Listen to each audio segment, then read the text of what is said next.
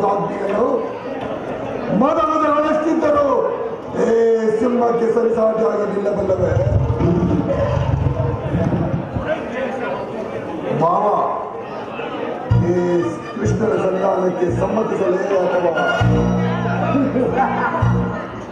ಕೃಷ್ಣನು ಸಂಧಾನಕ್ಕಾಗಿ ಬಂದವನಲ್ಲ. ಆಗಿಲ್ಲದಿದ್ದರೆ ಸಾರ್ವಭೌಮನ ವೈಭವವನ್ನು ಪುನಃಕರಿಸಿ ಆ ದಾಸಿಪುತ್ರನ ವಿಜಯನಿಗೆ ಹೋಗುತ್ತಿದ್ದರು.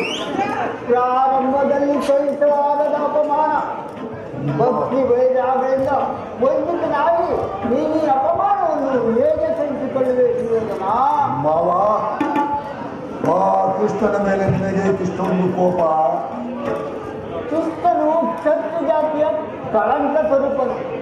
ಭಾರತ ವರ್ಷದಲ್ಲಿ ಅವನನ್ನು ಯಾರು ದೇವರೆಂದು ಪೂಜಿಸುವರೋ ಅಂಥವನ್ನೆಲ್ಲ ಅವನು ಮೊದಲೇ ಸಮ್ಮತಿಸಿದ. ಕಂಸ, ಶಿಶುಪಾಲ, ಜರಾಸಂಧ ಇವರೆಲ್ಲರೂ ನಿನಗೆ ಎಂಥ ಮುಖ್ಯವಾಗಿದ್ದರು? ಹೌದು ಮಾವ, ಹೌದು. ಕಾರಣವಿಲ್ಲದೆ ಸಂಬಂಧಗಳಿಗೆ ಮನ್ನಣೆ ಗೌರವೇಶ್ವರ. ಹಾಗಿದ್ದರೆ ನನ್ನನ್ನು ದ್ವಾರಕೆಗೆ ಏಕೆ ಕಳಿಸಿದೆ ಮಾವ? ಆ ನನ್ನ ಗೋಪಾಲನ ಮನೆಯ ಬಾಗಿಲಿನಲ್ಲಿ ಸಂಧ್ಯಾಚರಣೆ ಮಾಡಲು ಈ ಕೌರವೇಶ್ವರನಿಗೆ ಉಚಿತವಾದ ಕಾರ್ಯವಾಗಿದ್ದೆ. ಅದಕ್ಕೊಂದು ಕಾರಣವಿತ್ತು ದುರ್ಯೋಧನ. ಏನು ಮಾವ ಆ ಕಾರಣ? ಕಾಲ ಸರ್ವದ ವಿಷದ ಅಲ್ಲಲ್ಲಿ ಕಿತ್ತ ಬಳಿಕ ಅದರೊಡನೆ ಸಮತ ಮಾಡಬಹುದಲ್ಲವೇ? ಕೃಷ್ಣನಿಗಿಂತಲೂ ಅವನ ವಿಜನ್ಮತವಾದ ಯಾದವ ಸೇವೆಯು ನಿನಗೆ ಹೆಚ್ಚಿನ ಅವಶ್ಯಕತೆಯಾಗಿತ್ತು. ಒಂದು ವೇಳೆ ಕೃಷ್ಣನೇನಾದರೂ ಸೈನ್ಯ ಸಮೇತನಾಗಿ ಬಂದು ನಿಮ್ಮ ಪಕ್ಷವನ್ನು ವಹಿಸಿದ್ದರೆ ಕೃಷ್ಣ, ನೀನು ನನಗೆ ಬೇಡ, ನಿನ್ನ ಸೈನ್ಯವೇ ಸಾಕೆಂದು ನೀನು ನಿಸ್ಸಂಕೋಚವಾಗಿ ಹೇಳಬೇಕಾಗಿತ್ತು. ಆದರೆ ಅರ್ಜುನನು ಆ ನಿನ್ನ ಸಂಕಟದಿಂದ ಹಾಗು ಮಾಡಿದನು. ಮಾವ, ಕೃಷ್ಣನು ನೀನು ಹೇಳಿದೆ ವಂಚಕನೇ ಇರಬಹುದು. ಪಾಪ, ಅವನ ಮೇಲಿನ ದೇಶದಿಂದ ಆ ಪಾಂಡವರನ್ನು ಹಿಂಸಿಸಬೇಕಾಗುವುದಲ್ಲ ಮಾವ. ಇವುಗಳೆಲ್ಲವೂ ನೀನು ಎಂದಿನಿಂದ ಅಭ್ಯಾಸ ಮಾಡಿಕೊಳ್ಳುತ್ತೀಯೋಲ್ಲ.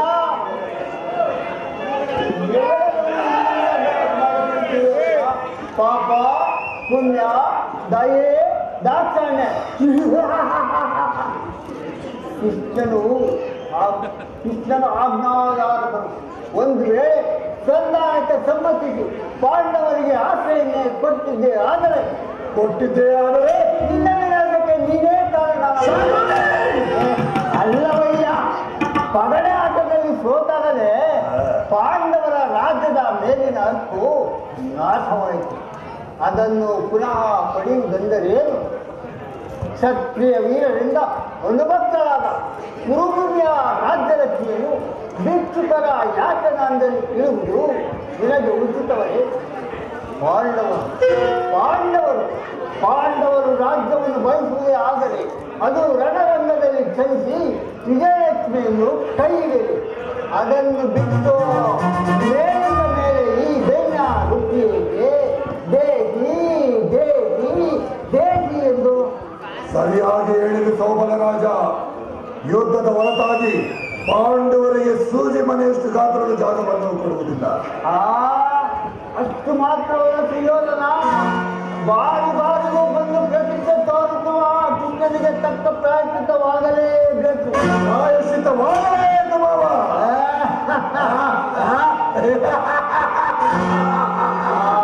ವಿಚಾರದಲ್ಲಿ ನನ್ನದೊಂದು ಸಲಹೆ ಸುಯೋಧನ. ಏನು ಮಾವ ಸಂದೇಶ? ಈಗ ಬೇಡ, ಯಥಾ ಸಮಯದಲ್ಲಿ ಅದನ್ನು ವಿಜ್ಞಾಪಿಸುವುದು. ಹಾಗೆ ಆಗಲಿ ಮಾವ. ಮನೆಗೆ ಹೋಗೋಣ. ನಡೆ ತೋರು.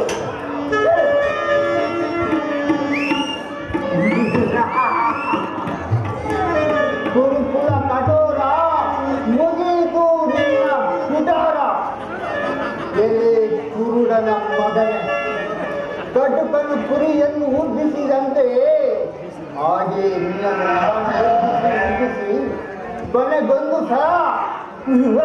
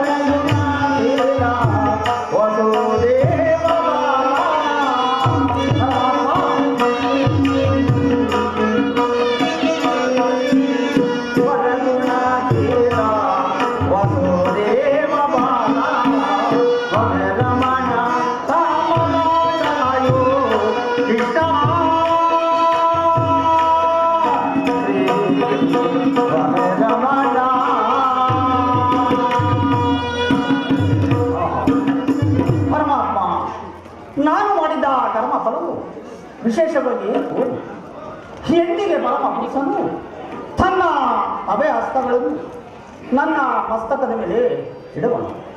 ಯಾವ ಮಹಿಮಾ ಪುರುಷನನ್ನು ನೋಡಲು ಹಗಲಿರಲು ತಪವನ್ನು ಆಚರಿಸಿ ಬೆಳೆದಿ ಬರುತ್ತಿರುವನು. ಯಾವಾತನ ಸಕಲ ಜೀವಿಗಳಿಗೂ ಆಧಾರನು, ಯಾವಾತನ ಮಂಗಳ ಸ್ವರೂಪವು ಅನಾವರ್ತಕವು, ಸಕಲ ಜೀವಿಗಳಿಗೂ ಆಧಾರ, ಸಮಸ್ತಕ್ಕೂ ಕರ್ತನು ಅಂತ ಸರ್ವಜ್ಞನು ಸರ್ವಯಾಜ್ಞಾದ ಶ್ರೀಕೃಷ್ಣ ಪರಮಾತ್ಮನು ಆ ದುರ್ಯೋಧನಗಳಿಗೆ ಬರೆದಿರುವಾಗ ಜೀನನಾದ ನನ್ನನ್ನು ಜ್ಞಾಪಿಸಿದರು. ಆಹಾ ಪರಮಾತ್ಮ, ಹೇಗೆ ಆದರೂ ತಮ್ಮ ದರ್ಶನ ಭಾಗ್ಯವನ್ನು ಪಡೆಯುವ ತನಕ ಈ ಕ್ಷೀರ ಪಾನದಿಂದ ನನ್ನ ಜೀವನವನ್ನು ಬೆಳೆಸುವುದು. ಶ್ರೀಕೃಷ್ಣ ಅರ್ಪಣೆ ಮಸ್ತು.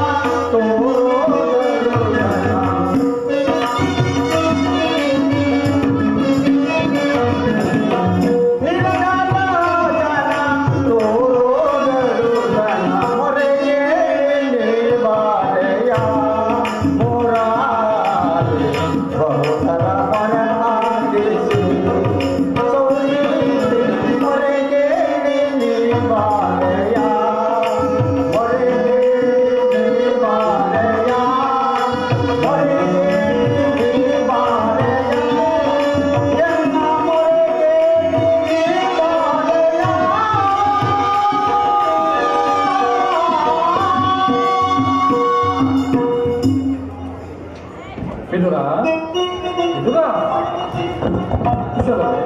ಪರಮಾತ್ಮ